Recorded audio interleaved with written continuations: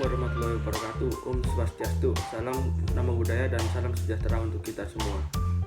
Sebelumnya perkenalkan, saya Aldian Bakaswara Arif Nurmansyah, mahasiswa dari Fakultas Kedokteran Hewan Universitas Udayana dengan nomor induk mahasiswa 2009511106. Kali ini saya akan menyampaikan materi tentang cara penanganan kelahiran anak babi dari mulai persiapan kelahiran sampai setelah kelahiran. Video ini dibuat untuk memenuhi tugas dari mata kuliah Manajemen dan Kesehatan Babi dengan dosen pengampu Profesor Dr. Hewan Inengah Kertabesung MSI. Cara penanganan kelahiran anak babi dari mulai persiapan kelahiran sampai setelah kelahiran. Pemeliharaan dan perawatan merupakan salah satu kunci penting dalam memelihara suatu ternak termasuk babi, sebab pemeliharaan menentukan berhasil atau tidaknya suatu usaha ternak. Pemeliharaan induk memerlukan perhatian khusus, terutama pada saat induk bunting. Hal-hal yang perlu diperhatikan pada saat induk bunting ialah yang pertama yaitu makanan. Makanan yang harus diberikan ialah makanan yang baik dan berkualitas untuk mencukupi kebutuhan mereka. Hal ini dimaksudkan untuk menghindari kotoran mengeras, sebab kotoran yang mengeras akan menimbulkan konstipasi dan stres bagi induk yang bersangkutan, sehingga mempersulit kelahiran. Yang kedua ada gerak badan.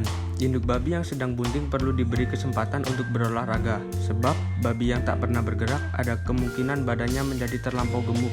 Tubuh yang terlampau gemuk akan mengakibatkan peredaran darah yang kurang lancar, sehingga menimbulkan kesulitan di dalam kelahiran dan anak yang dilahirkan akan lemah. Yang ketiga ada pemindahan kandang induk. Induk yang belum pernah beranak harus dipindahkan lebih awal, yakni sekitar 4-5 hari sebelum melahirkan. Sedangkan induk yang sudah pernah beranak dapat dipindahkan 2-3 hari sebelum melahirkan, guna memperkenalkan tempat yang baru di mana mereka akan melahirkan. Hal ini dimaksudkan agar mereka tidak menjadi bingung atau asing di tempat yang baru, sebab kandang beranak konstruksinya berbeda dengan kandang biasa.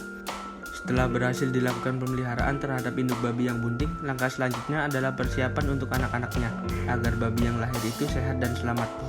Dalam proses mempersiapkan kelahiran anak babi, yang perlu diperhatikan ialah mengenai tanda-tanda babi yang akan melahirkan, proses kelahiran, dan sanitasi. Tanda-tanda babi yang akan melahirkan yaitu seperti perut turun ke bawah, urat daging sekitar vulva mengendor, vulva membengkak, berwarna merah, dan keluar lendir. Ambing akan mengeras, puting berwarna kebiruan, dan nafsu makan induk babi akan menurun. Proses kelahiran. Proses kelahiran biasanya berlangsung antara 1-12 jam. Apabila dalam jangka waktu 1-12 jam belum selesai melahirkan, babi tersebut dapat terindikasi bahwa terdapat kelainan. Kelahiran normal ditandai dengan 3 stadium. Yang pertama ada stadium persiapan, yang kedua stadium pembukaan, dan yang ketiga ada stadium pelepasan. Sanitasi. Sanitasi adalah penjagaan kesehatan lewat kebersihan, baik dari kandang babi sampai tubuh babi. Kandang beranak harus bersih dan memiliki keadaan kandang yang segar udaranya. Hangat dan kering adalah tempat yang ideal. Oleh karena itu, kandang yang akan ditempati harus bersih dan menjamin ketenangan bagi induk yang akan melahirkan. Perawatan induk yang sedang melahirkan atau setelah melahirkan. Induk harus mendapatkan kesempatan untuk beristirahat, sebab sehabis janin keluar, seluruh jalan janin akan terbuka, sehingga ada kemungkinan rahim tersebut ikut keluar.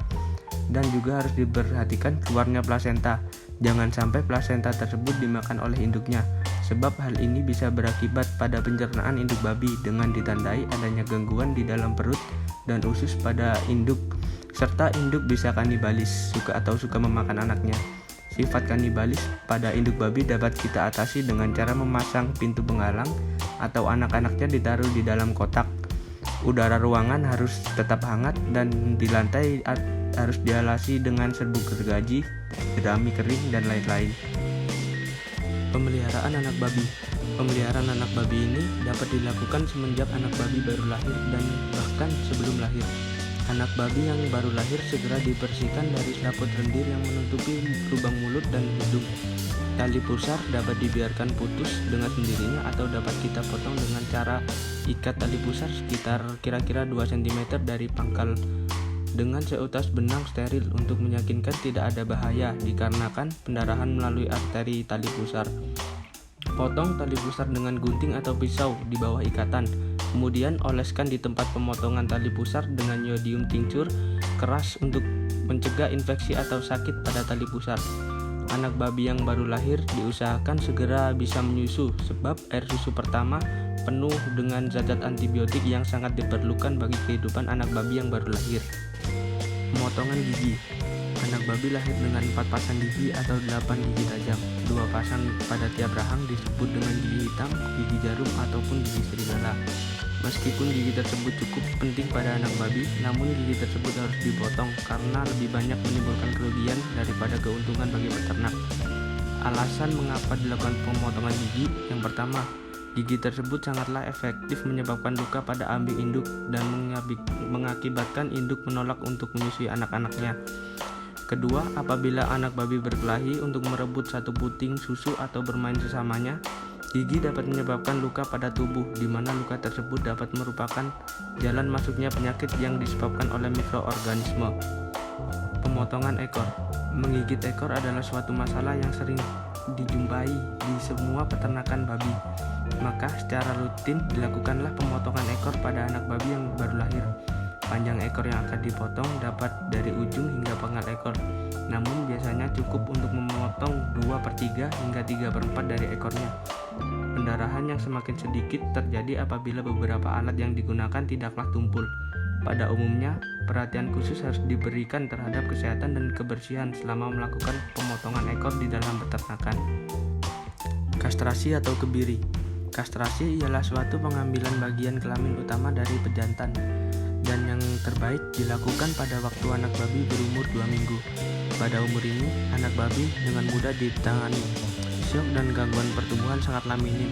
Kesempatan luka terkena infeksi juga sangatlah kurang karena tempat atau kandang menyusu lebih bersih daripada kandang ternak babi sepihan. Tujuan dari pengebirian ialah untuk memperbaiki karkas, akan tetapi kenyataan secara keseluruhan memperlihatkan bahwa pertumbuhan babi jantan hampir sama, bila tidak lebih cepat daripada babi kebiri pada umum pasar yang sama, dan dengan efisiensi penggunaan makanan yang berkualitas, karkas yang lebih baik. Sekian penyampaian informasi dari saya, semoga bermanfaat. Apabila ada kurangnya dan kesalahan kata, mohon dimaafkan. Terima kasih.